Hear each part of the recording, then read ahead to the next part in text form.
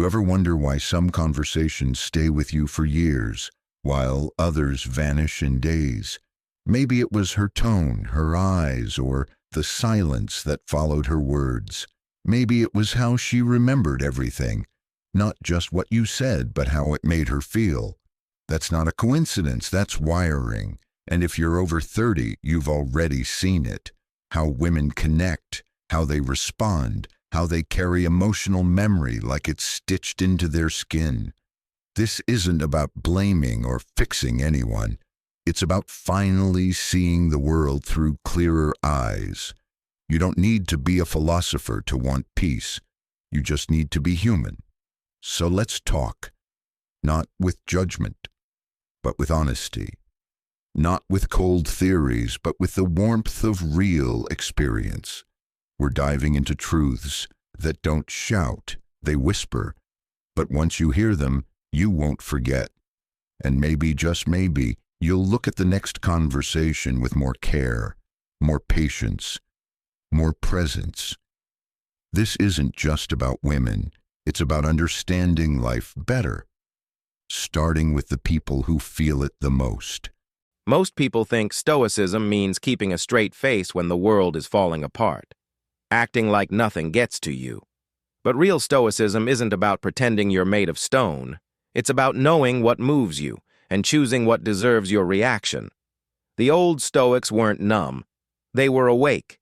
They watched the world closely, not to shut it out, but to make sense of it.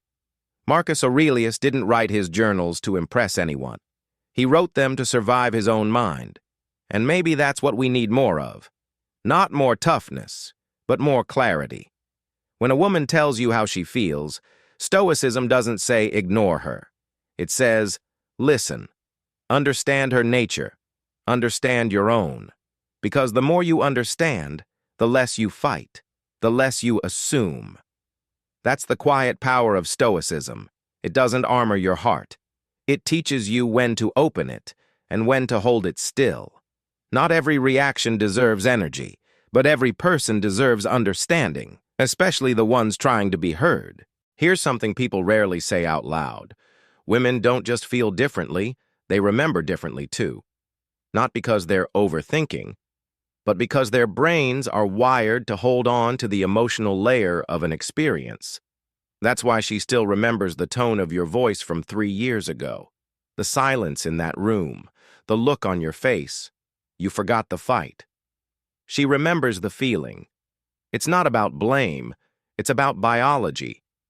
And when you stop seeing it as being too sensitive, you start realizing it's a form of intelligence, emotional intelligence. That detail, the one you brushed off, might have lived inside her ever since. Not because she wants to hold on, but because it never truly left. Stoicism teaches us to observe before reacting, to understand what's beneath the surface. And this is it. Her memory isn't just words, it's weight. So when she brings something up, it's not random. It's real to her.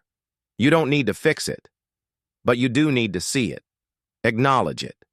Because sometimes peace isn't in finding the right answer. It's in letting someone know you finally understand the question they've been asking all along.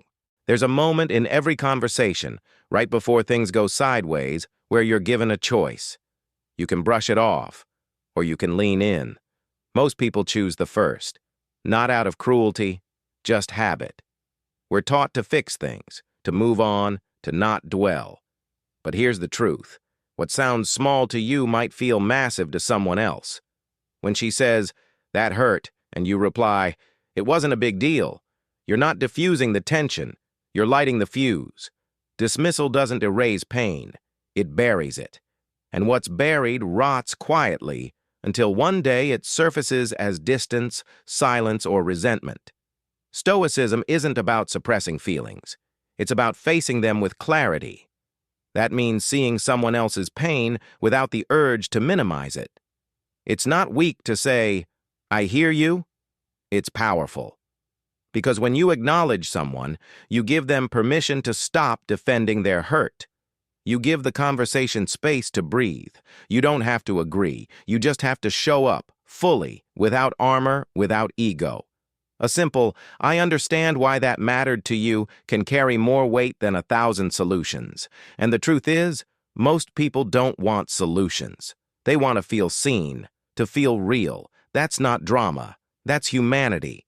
So next time you're in that moment, the one where you feel yourself pulling away, pause and choose acknowledgement over dismissal, because that's how connection survives. There's this old belief that seeking help makes you weak, that turning to someone when you're struggling is a sign of failure. But the truth? The real, lived truth? It takes far more strength to reach out than to pretend you're okay, especially in a world where silence is often mistaken for toughness. Women in general are more likely to seek emotional support, and it's not because they're weaker. It's because they've been conditioned to recognize and express emotions more openly. They talk through pain. They reach out. They hold space for each other. Meanwhile, many men carry their burdens alone. They were raised to be fixers, not feelers, to solve, not to share. But Stoicism doesn't mean bottling everything up. It means being aware of what you feel and choosing how to respond, not denying it, not drowning in it, just seeing it for what it is. So if someone reaches out to you, friend, partner, sibling, don't shut them down. Don't offer a quick fix. Just listen. Just be there. And if you need support yourself, ask for it. No drama, no shame, just honesty. That's what real strength looks like. Because connection is not a weakness. It's human. You don't have to carry everything alone. Even the strongest bridges have pillars beneath them. Be a pillar. Let others be yours. That's not failing. That's how we heal. Together. Sometimes what's not said speaks louder than what is. Women tend to be more attuned to the subtle shifts in voice tone, body language, or even silence itself. It's not magic. It's emotional intelligence shaped by years of lived experience and evolved awareness. While some men might focus on what was said, many women are instinctively listening to how it was said and what wasn't. That furrowed brow, that forced smile, that pause before answering. She notices. This can feel intimidating if you're used to keeping emotions close to the chest, but instead of seeing it as a threat, view it as an invitation, an opportunity to connect without needing perfect words. Nonverbal communication isn't a test, it's a bridge. And when someone crosses that bridge toward you, meet them there. Stoicism values truth and clarity. That doesn't mean shutting down, it means showing up with honesty. Seneca said, "A good character, when established, is not easily overthrown." So don't fake calm when you're anxious. Don't pretend to be fine when you're not. You don't need to collapse into emotion. Just own what's real. Say less if needed, but mean every word. When a woman senses your heart behind your silence, that's presence. That's trust. That's strength. There's a difference between doing a lot and carrying too much. Women, especially, are often praised for their ability to multitask, juggling work, home, relationships, emotions, plans. But somewhere along the line, that skill became an expectation, not a choice, a default. And here's the truth. No one likes to say out loud. Multitasking can turn into silent suffering. It's one thing to handle tasks. It's another to carry the emotional weight of everyone around you while doing it. Remembering birthdays, sensing when someone's upset, soothing others while ignoring your own needs. That's not multitasking. That's emotional labor.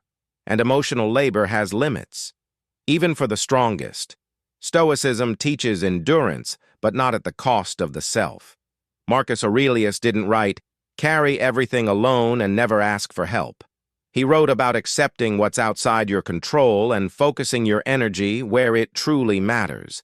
Sometimes that means saying, "I can't hold this right now," or "This isn't mine to carry." Letting go doesn't mean you're weak. Delegating doesn't mean you're lazy.